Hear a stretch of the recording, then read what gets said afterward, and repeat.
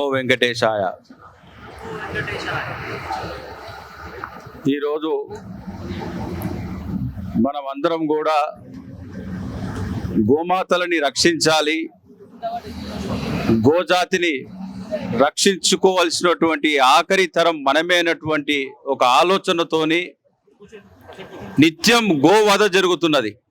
ఇది ఒక బక్రీద్ సందర్భమే కాదు, ప్రతిరోజు కూడా బక్రీదే తెలంగాణలో.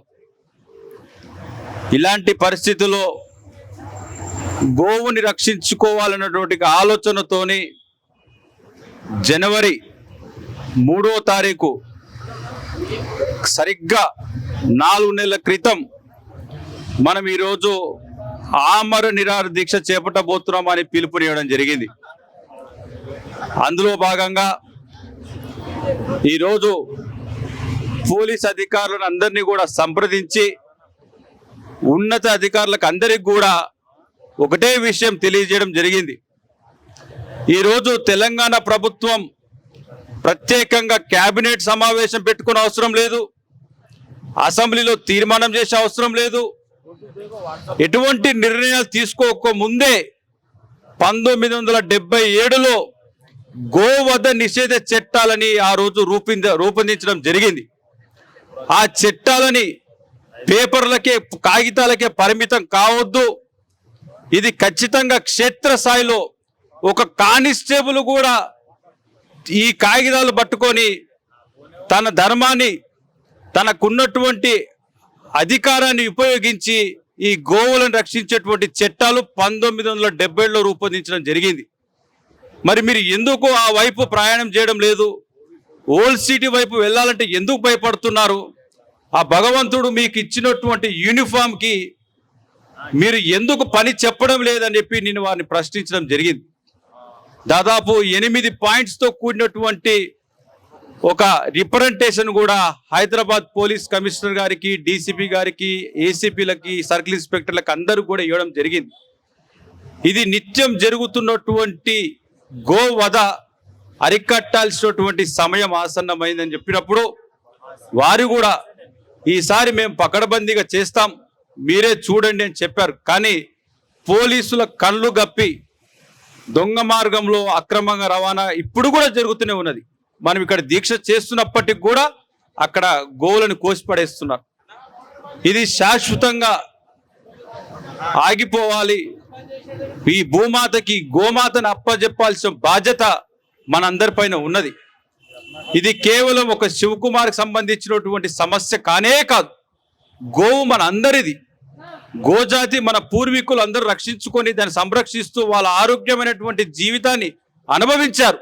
ఈరోజు మనం అందరం కూడా అనారోగ్యమైనటువంటి జీవితాన్ని అనుభవిస్తూ అంబులెన్సులు ఎక్కుతూ హాస్పిటల్కి పోతున్నాం ఆవును దూరం చేసుకున్నందుకు. అలాంటి ఆవుని రక్షించాల్సిన సమయం ఆసన్నమైంది. కూత వేట దూరంలో కోతకు పోతున్నటువంటి గోవులను రక్షించుకోలేనటువంటి సమాజంలో మనం బ్రతికినా చనిపోయినటువంటి సమానమే. అంటే బ్రతికి ఉండి కూడా ఒక మూగజీవి కోసం మనం చేయలేనటువంటి పరిస్థితిలో ఇది చాలా బాధాకరమైనటువంటి విషయం. పాలకుల్లో చలనం కల్పించే అవసరం లేదు. పోలీస్ యంత్రాంగం పటిష్టంగా పనిచేసినట్టు అయితే ఈరోజు మనం దీక్ష కూర్చున్న అవసరమే లేదు. అయినప్పటికీ కూడా ఈ ఆమర నిరాహార దీక్షకు పిలుపునిచ్చాం. వచ్చినటువంటి గోరక్షకులు, గోబంధువులు అందరూ కూడా మన తల్లిని రక్షించుకోవాలని ఒక తపనతో వచ్చారు. కాబట్టి ఈ దీక్షని ఇలాగే కొనసాగిద్దాం. చివరి శ్వాస వరకు గోవు కోసం నిలబడదాం. ఆ గోమాతల్ని రక్షించడం కోసం ప్రతి ఒక్కరం ఏకమవుదాం. ఆవుని రక్షించుకోవాల్సిన ఆఖరి తరం మనమైనటువంటి మర్చిపోకుండా ఈ దీక్షని ఇలాగే కొనసాగిస్తూ ప్రభుత్వం నుండి ఒక ప్రకటన, ఖచ్చితంగా గోవధ నిషేధ చట్టాలని మేము ఖచ్చితంగా కఠినంగా అమలు చేస్తామని ఒక ప్రకటన వచ్చే వరకు మనం ఈ దీక్షా స్థలం నుంచి విడిచిపెట్టి బయటికి వెళ్ళకూడదని కూడా ఈ సందర్భంగా తెలియజేస్తున్నా. సాక్షాత్తు ఆ భగవంతుని సన్నిధిలో కూర్చున్నాం కాబట్టి మనకు ఆ భగవంతుని ఆశీస్సులే శ్రీరామ రక్షగా ఉంటాయి, గోమాత ఆశీస్సులు ఎల్లవేళలో ఉన్నాయి. అయినప్పటికీ కూడా ఈరోజు ఈ యొక్క బక్రీద్ ఇంకొక 26 రోజుల్లో బక్రీద్ పండుగ రాకపోతుంది. ఒక మతానికి పండుగ, ఇంకొక మతానికి దుఃఖం కూడదనే ఒక ఆలోచనతోనే ఈ దీక్షకి మనం పిలుపునిచ్చాం.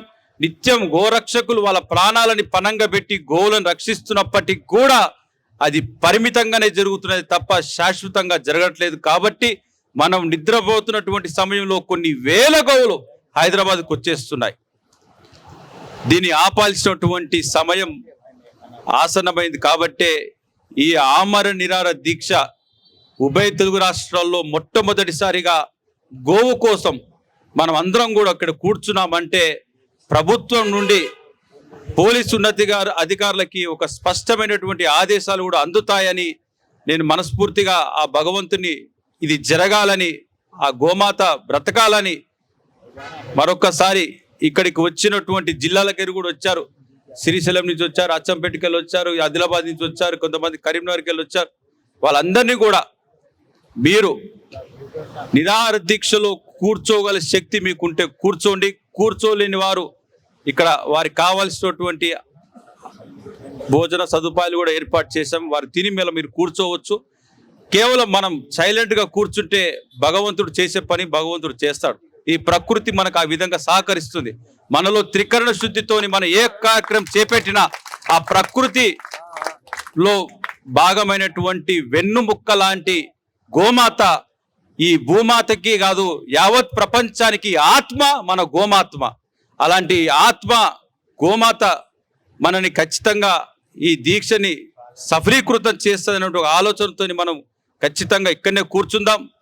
పోలీసు వారు ఎటువంటి కవ్వింపు చర్యలకు పాల్పడకపోతే మా దీక్ష శాంతియుతంగానే కొనసాగుతుందని అధికారులు కూడా చెప్పడం జరిగింది. కాబట్టి ఈ దీక్ష వల్ల ఒక ప్రభుత్వంలో ఒక కదలిక రావాలని మనస్ఫూర్తిగా కోరుకుంటూ వచ్చిన వారందరికీ కూడా పేరు పేరున గోభక్తులకి, మన గోరక్షకులకి, అదేవిధంగా విజయరాం గారికి, మన కుప్ప శ్రీనివాస్ ప్రసాద్ గారికి, చంద్రస్వామి గారికి, గుప్తా గారికి, శ్రవణ్ గారికి, మన శంకర్ గారికి, పవన్ గారికి, సంగమేశ్వరాచారి, అందరు మిత్రులు, మన రెడ్డన్న, అందరూ, మన కేదార్, శంభు, అందరికీ ప్రతి ఒక్కరికి కూడా మీరందరూ గోమాతలే, మీరందరూ నందీశ్వరులే.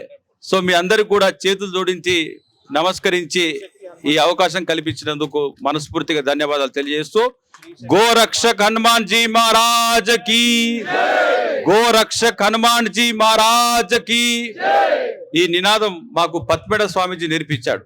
అంటే గోవులను రక్షించడానికి శక్తి సామర్థ్యాలు బలవంతుడు హనుమంతుడే. కాబట్టి గోరక్షక్ హనుమాన్ జీ మహారాజ్ కి జై. గోవులను రక్షించే హనుమంతుడా, నువ్వే నీకే జేజేలు పలుకుతున్నావు, గోవును రక్షించమని హనుమంతుడు వేడుకుంటే ఆ శక్తి మనలో హనుమంతుడు కలిగిస్తాడని ఒక భావనతోనే గోరక్షక్ హనుమాన్ జీ మహారాజ్ కి జై గోమాత.